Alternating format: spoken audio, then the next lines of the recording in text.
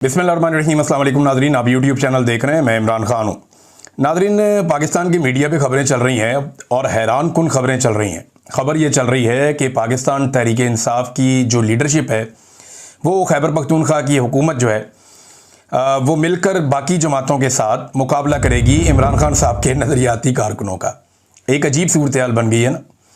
इमरान खान साहब के जो वफादार साथी हैं, जो दो दहाइयों से इमरान खान साहब के साथ हैं, जिन्होंने मुश्किलात बर्दाश्त की, जिन्होंने मारे खाई, अब वो जो साथी हैं वो मुकाबला करेंगे फजल रहमान साहब का, नवाज शरीफ साहब का, जरदारी साहब का और गंडापुर साहब का भी।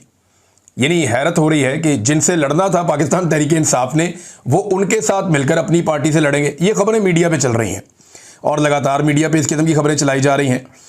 देखिए, होना तो ये चाहिए कि अब क्योंकि बिला मुकाबला वाला मामला ख़त्म हो गया, तो गंडापुर साहब को ये करना चाहिए कि वो अपनी पार्टी में अपने लोगों को कंट्रोल करें।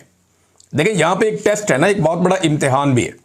इम्तिहान ये है कि कितने पाकिस्तान तहरीक इंसाफ के MPAs इमरान खान के साथ खड़े हैं। देखिए, इन लोगों ने कुरान पाक पे हलफ दिया हुआ है कि ये इमरान खान के साथ बेवफाई नहीं करेंगे। तो अब देखते हैं ना कि कितने लोग अपना कुरान पाक पे दिया हुआ हलफ तोड़ते हैं, तो पता चलेगा। अगर इलेक्शन होगा तो पता चलेगा कि कितने लोगों ने इमरान खान साहब की वफादारी के लिए जो कुरान पाक पे हलफ दिया था वो उस पर पूरा उतर रहे हैं। नंबर एक, ये बात क्लियर हो जाएगी।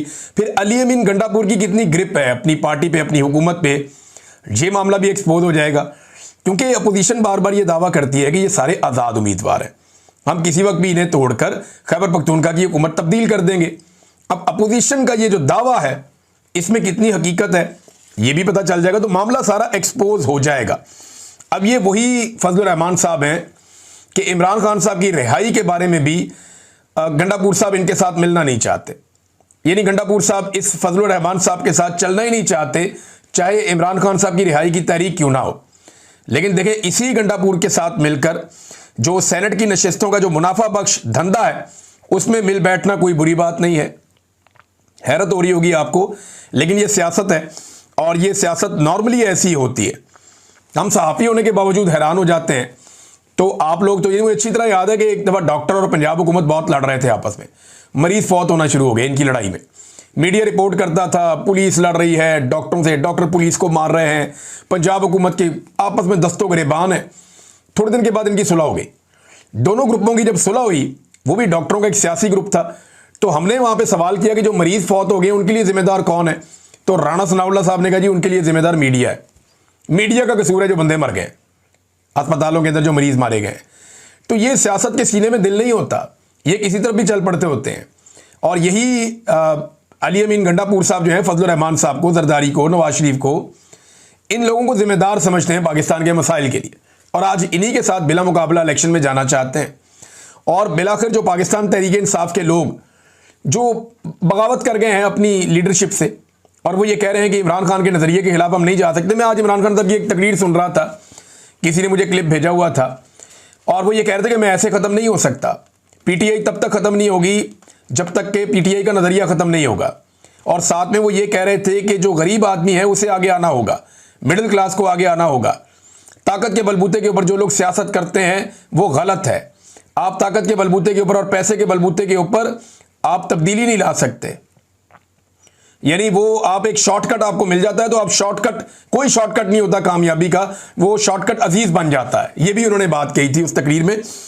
तो मैं ये सुन रहा था तो मैं हैरान हो रहा था कि इमरान खान साहब तो अपने मुंह से खुद ये कहते रहे हैं कि कभी भी ताकत से मरगूब ना हो, पैसे से मरगूब ना हो, पैसे के लिए। बल्कि एक वीडियो मैं आपको पैसे वाली सुनाता हूँ ऑडियो, ये यहाँ पे लकीली मेरे पास अभी पड़ी हुई है।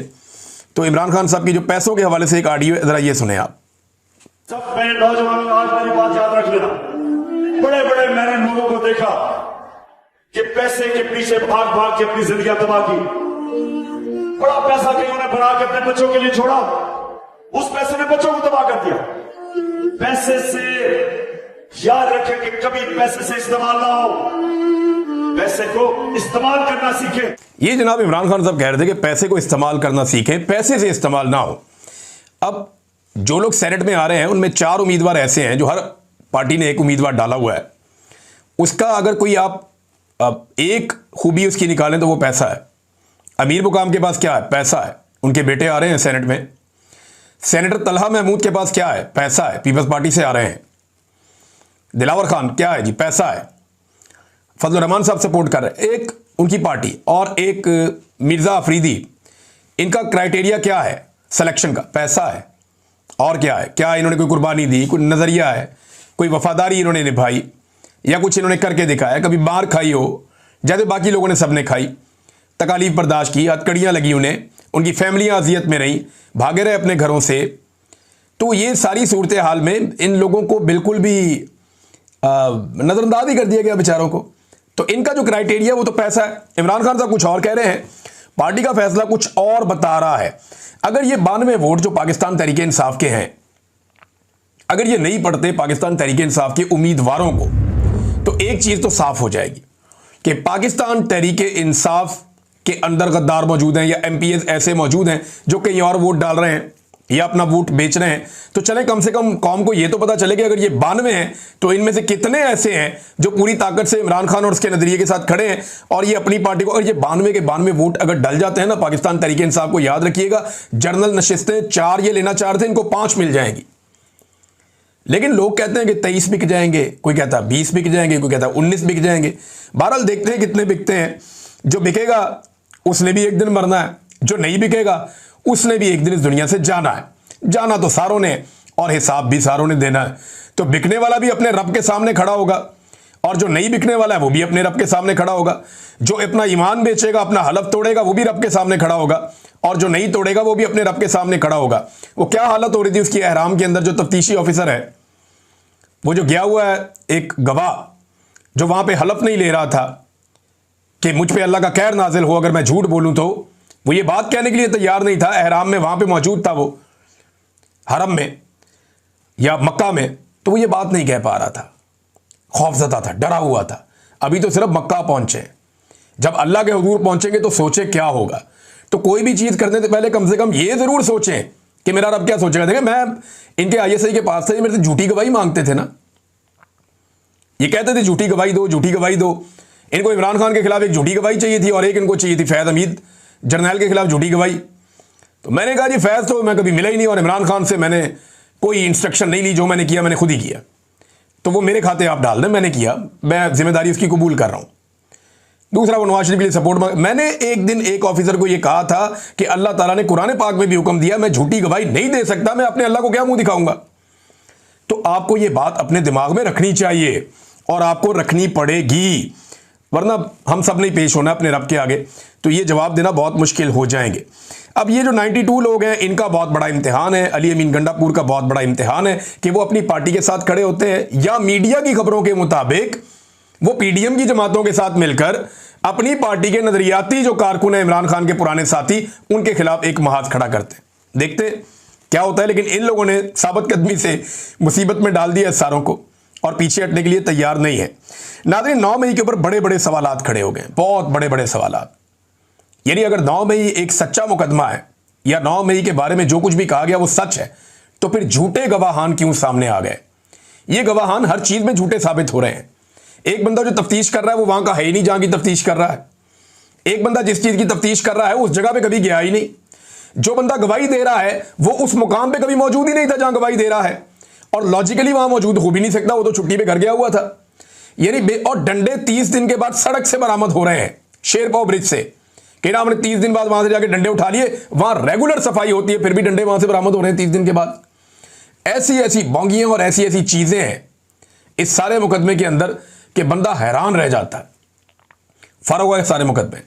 यानी एक केस के ऊपर अभी ये इंतजार हुसैन पंजूता साहब ने जस्टिस आलिया नीलम साहिबा जो चीफ जस्टिस हैं लाहौर हाई कोर्ट की, उनके लिए एक बड़ी जबरदस्त चीज सामने रखी है। उन्होंने कहा 9 मई की जो असल हकीकत है जरा सुन लें आप।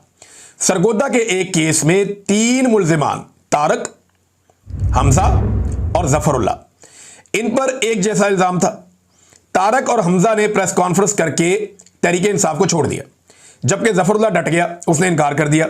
रिकॉर्ड के मुताबिक जफरुल्ला के पास से जो बंदूक बरामद हुई वो तारक के डेरे से जाके बरामद की गई, लेकिन तारक तो क्योंकि प्रेस कॉन्फ्रेंस कर गया था, तारक तो क्योंकि पाकिस्तान तहरीक इंसाफ छोड़ गया था, वो तो निकल गया था, लिहाजा तारक होगा बेगुनाह, हमजा भी होगा बेगुनाह, और वो बेचारा जो जफरुल्ला है जिसने पाकिस्तान तहरीक इंसाफ को नहीं छोड़ा वो गुनाहगार हो गया। और बाकियों को कभी अदालत में बुलाया ही नहीं गया। यह है असल हकीकत। जिसने प्रेस कॉन्फ्रेंस कर दी उसका केस खत्म, जबकि जिसने इनकार कर दिया उसे सजा दिलवाई जा रही है।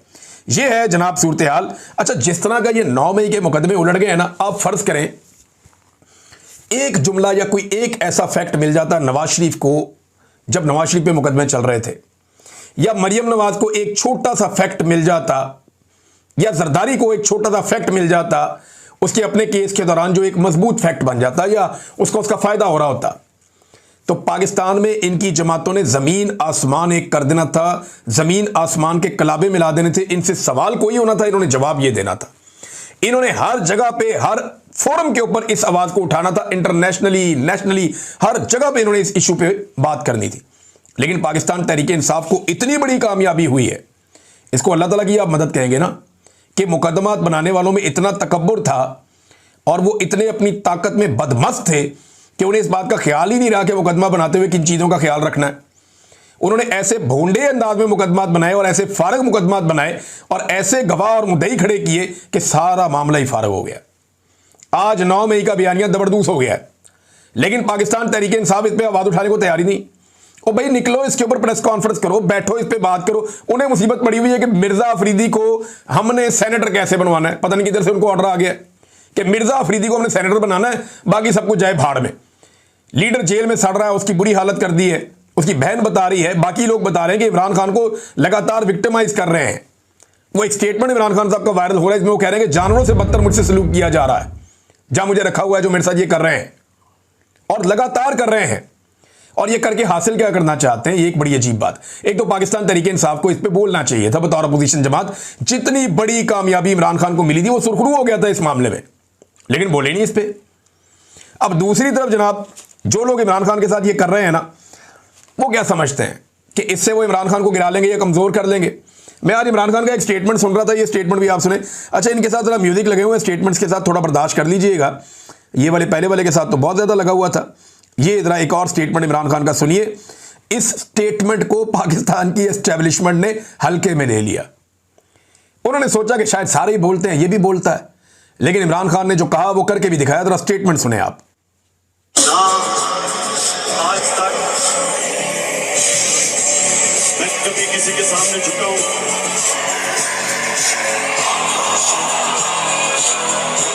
दुआए अल्लाह के, और इंशाल्लाह कभी अपनी कौम को किसी के सामने नहीं झुकने दूंगा, इंशाल्लाह। ये जनाब एक और स्टेटमेंट है। अब वो इमरान खान कहता है जी मैं नहीं झुकता, और ये बार बार कहा जब तक मेरे में खून बाकी है या आखिरी कतरा भी है, मैं इनसे लड़ूंगा, मैं हार नहीं मानूंगा, मैं इनसे नहीं झुकूंगा, मैं इनसे माफी नहीं मांगूंगा। जेल से रोजाना ये स्टेटमेंट देता है। एस्टेब्लिशमेंट के निसाब में ये जुल्म, जबर, फस्तायत सारा कुछ था, लेकिन उनको ये नहीं पता था कि ऐसा आदमी भी आके टक्कर दे सकता है। एस्टेब्लिशमेंट को वाकई पहली मर्तबा टक्कर के लोग मिले। ऐसा लीडर उन्हें नहीं मिलेगा, ये उन्हें तबाह बर्बाद करके रख देगा। जो उसने करके रख दिया वो तो कुछ भी नहीं है जो फ्यूचर में होगा। और अगर खुदा ना खास्ता इस लीडर को कुछ हो गया तो एस्टेब्लिशमेंट की नस्लें याद रखेंगी जो उनके साथ इस मुल्क में होगा। लोग कहते हैं आसिम मुनीर साहब जो हैं वो यानी लोग कह रहे हैं कि जी उनका एक प्लान बन गया है और उन्होंने एक्सटेंशन ले ली है, अब वो 3 साल के बजाय 5 साल गुजारेंगे। कुछ लोग कहते हैं जी एक एक्सटेंशन का और भी प्लान है, हो सकता है वो 10 साल गुजारें। मैं कहता हूं 20 साल आसिम मुनीर साहब गुजार लें, और ये जो ज़बरदस्ती जाली हुकूमत बनाई हुई है इसको भी 20 साल गुजार लें। ये सारे मिलकर फिर भी इमरान खान साहब के टखनों तक नहीं पहुंच सकेंगे। ये सारे कुर्सियों पे बैठे हुए बोने बन के इमरान खान के सामने रहेंगे। उसकी वजह यह है उसको अल्लाह ताला ने इज्जत दे दी है। और ये आज तक बेनज़ीर भुट्टो की, फातिमा जिन्ना की और जुल्फ़िकार अली भुट्टो की कब्र से डरते रहे हैं। ये उसका मुकाबला नहीं कर सके, तो इनका मुकाबला तो अब इमरान खान के साथ है। वो बड़ा दलेर आदमी है जो सामने आकर खड़ा हो गया और कौम उसके साथ बड़े भरपूर अंदाज में खड़ी हो गई है। ऐसा हमने इससे पहले देखा नहीं था। इमरान खान साहब को अल्लाह रब्बुल इज़्ज़त ने इज्जत दी है और एक इस्तकामत भी अल्लाह ताला ने उन्हें दी है। अब मामला यह है कि अगर इमरान खान साहब को इस वक्त कोई बर्बाद कर सकता है तो वो इमरान खान साहब की अपनी ज़ात है। वो खुद ही अपने साथ कुछ ऐसा कर लें तो कर लें, वरना ये सारे रल के भी जोर लगा लें और 20 साल जोर लगा लें, ये कुछ नहीं कर सकेंगे। ना ये इमरान खान को तारीख में से मिटा सकते हैं, ना ये इमरान खान को बदनाम कर सकते हैं, ना उसका चेहरा मसक कर सकते हैं, क्योंकि 3 नस्लें उसे जानती हैं और आने वाली नस्ल उसे पहचानती है। लोगों को पता है कि ये कौन आदमी है जो जेल के अंदर है। आप किसी प्राइमरी स्कूल में चले जाए ना, छोटे छोटे बच्चे होते हैं नर्सरी के, प्रेप के, 1 2 3 के, वहां ऊंची आवाज में आप पूछे ना कौन बचाएगा पाकिस्तान, वो आपको वहीं खड़े खड़े बता देंगे कौन बचाएगा पाकिस्तान। इमरान खान ने कहा था कि वो इनकी नसों में दौड़ता है खून बन के, और मामला ऐसे ही दिखाई दे रहा है। पॉपुलैरिटी का कोई मैच नहीं है, ये उसका मुकाबला कर नहीं सकते, उसके करिश्मा का सामना ही नहीं कर सकते। जिस दिन वो बाहर आएगा ये मुल्क उसका होगा। बेशुमार डिक्टेटर आए थे, गए, और भी आए और चले जाएं, ये इमरान खान का मुकाबला नहीं कर पाएंगे, क्योंकि उसने रेजिलियंस शो की है। पाकिस्तान का कोई एक डिक्टेटर ऐसी सजा नहीं काट सकता जैसी सजा इमरान खान ने काटी है। इससे आधी तकलीफ बर्दाश्त नहीं कर सकता जैसी तकलीफ इमरान खान ने बर्दाश्त की है। तो फिर अल्लाह ताला ने उसे उसी तरह इज्जत भी दी है। जो जितना रेजिलियंट है, जितना जिसका अल्लाह पे भरोसा है, अल्लाह ताला उसे उतनी इज्जत और ताकत देता चला जा रहा है। नाज़रीन, यास्मीन राशिद साहिबा के साथ बहुत सख्त ज्यादती हो रही है, बहुत सख्त, और लगातार हो रही है। उन्हें अस्पताल में दाखिल किया गया था, और अस्पताल के अंदर इसलिए दाखिल करवाया गया, उनका सांस रुक रहा था, उन्हें प्रॉब्लम हो रही थी, वॉमिटिंग भी हो रही थी, मल्टीपल इश्यूज थे उनके, और वो कैंसर सर्वाइवर हैं, बहुत तकलीफ में है। कई दफ़ा रात के वक्त उनका सांस रुक जाता है। उन्होंने ये भी शिकवा किया कि हमारी बिजली बंद कर दी जाती है, उससे बड़ी दिक्कत होती है, लेकिन किसी ने तवज्जो नहीं दी। उन्हें अस्पताल दाखिल करना पड़ा इमरजेंसी में, लेकिन फिर उन्हें ज़बरदस्ती डिस्चार्ज भी करवा दिया गया अस्पताल से। ये हबस वाले महीने हैं, और एक खातून को बड़ी सख्त अजियत और तकलीफ दी जा रही है जिनकी उम्र 70 साल से ज़ायद है। हम बार बार खबरदार कर रहे हैं, पाकिस्तानी बार बार खबरदार कर रहे हैं, पूरा सोशल मीडिया बार बार कह रहा है कि इन लोगों के ऊपर जबर और जुल्म हो रहा है। जो उमर चीमा के साथ हो रहा है, शाह महमूद कुरैशी के साथ हो रहा है, इमरान खान और उनकी एहलिया के साथ हो रहा है। महमूद रशीद साहब को मैंने खुद देखा, वो चल नहीं पा रहे थे, वो बीमार थे, लेकिन वो ये कहते हैं मुझे अपने आप को मजबूत साबित करना है। एजाज चौधरी साहब, उनका जो है वो बाकायदा ऑपरेशन हुआ, किन हालात से वो गुजर रहे हैं वो भी सारी दुनिया जानती है। तो इन लोगों को जितनी तकलीफ दी गई है, जितनी अजियत दी गई है, इसके बावजूद ये लोग डट कर खड़े हैं। और यास्मीन राशिद साहिबा के साथ जो सलूक किया जा रहा है ना, ये गले ना पड़ जाए कहीं इन लोगों के। और जब मैं ये बात करता हूं ना, तो ये लोग समझते हैं कि शायद ऐसा कुछ नहीं होगा। ये तजर्बा आपको करना ही नहीं चाहिए। आपको अंदाजा नहीं है उन्हें कितना प्यार करते हैं लोग। लाहौर में, पंजाब में बहुत प्यार करते हैं, इवन पाकिस्तान में लोग उनसे प्यार करते हैं। लोग उसको एक अलग दर्जा देते हैं यास्मीन राशिद साहिबा को। लेकिन आपने ये तजर्बा करना है, आप ये कर रहे हैं, और नफरत हर गुजरते दिन के साथ बढ़ती जा रही है। चाहे वो बलूचिस्तान हो, वहां पे आप लोगों को दीवार से लगा रहे हैं, चाहे वो कबायली इलाके हो, वहां पे लोगों को दीवार से लगा रहे हैं, चाहे खैबर पख्तूनख्वा हो, वहां पे लोगों को दीवार से लगा रहे हैं। पंजाब के अंदर तो हद कर दी है जुल्म और बर्बरियत की, लोगों को दीवार से लगाया हुआ है। इस्लामाबाद को एक जेल की तरह बना दिया है। पूरे मुल्क के अंदर आपने इलाका कौन सा छोड़ा है जहां पे इंसान अपनी मर्जी से, आज़ादी से सांस ले रहे हो? कोई खुलकर बात ही नहीं कर सकता। जो बंदा बात करता है उसको उठा के अगवा कर लेते हैं, गायब कर देते हैं। और शौक किस तरह के पूरे किए जा रहे हैं, ये एक और शौक पूरा हुआ। ये देखिए जरा आप, ये देखिए आप, ये जनाब पीपल्स पार्टी रहनुमा कह रहे हैं, और उनके मुताबिक कमरुज़्ज़मान कायरा ने कई साल कबल स्पेशल एजुकेशन सेंटर लाला मूसा बनवाया था। आज उसका नाम भी तब्दील करके वज़ीर आला पंजाब के नाम पे रख दिया गया है। यानी कोई बिल्डिंग, कोई जगह, कोई लैट्रीन, कोई गाड़ी, कोई कचरा उठाने वाली गाड़ी, कोई गटर का ढक्कन, कोई चीज़ रह ना जाए जहां पे ये खानदान अपनी मशहूरी ना करे। यानी मैं हैरान हो गया हूं कि हर जगह पे इन्हें अपनी मशहूरी करनी है, हर जगह पे इन्हें अपनी मोहर लगानी है। भाई वो सारे प्रोजेक्ट जो इन्होंने कभी देखे भी नहीं, जिन प्रोजेक्ट से इनका दूर दराज तक ताल्लुक ही कोई नहीं है, उनके ऊपर भी ये अपनी तस्वीरें और अपनी वीडियो चिपका रहे हैं, सिर्फ ये साबित करने के लिए कि ये तो हमने बनाए थे। भाई ये कैसे हो सकता है कि आप सिर्फ अपनी फोटो चिपका के साबित कर दें आपने बनाए थे? इतने प्रोजेक्ट तो आप बना ही नहीं सकते, सवाल ही पैदा नहीं होता। ये तो जब से पाकिस्तान बना तब से बन रहे हैं, और ये एक लगातार प्रोसेस है कि ये एडमिनिस्ट्रेटिव काम होता रहता है। लेकिन हर चीज के ऊपर अपना नाम, इमरान खान के दौर में बेशुमार चीजें बनी है, उसने किस चीज पे अपना नाम लिखा? क्योंकि उसे एहसास कमतरी नहीं है। उसे पता है वो एक ब्रांड है और उसको जरूरत नहीं है सरकारी पैसे से अपना नाम लिखवाने की और ये करने की। लेकिन आप लोगों ने वही गंदी और भोंडी हरकत की है। ये एक और इदारे का नाम नाजरीन तब्दील करके अपने नाम के ऊपर रख लिया है। यास्मीन राशिद साहिबा को शाकिर महमूद साहब कह रहे हैं कि ज़बरदस्ती डिस्चार्ज किया गया था। इन्हें सांस की और मैदे की तकलीफ है, ये राणा मुदस्सर साहब ने इसके बारे में बताया है। नाजरीन और काफ़ी खबरें हैं आपके साथ शेयर करूंगा नेक्स्ट वीलॉग में। अब तक के लिए इतनी, अपना ख्याल रखिएगा, अपने इस चैनल का भी। अल्लाह हाफ़िज़।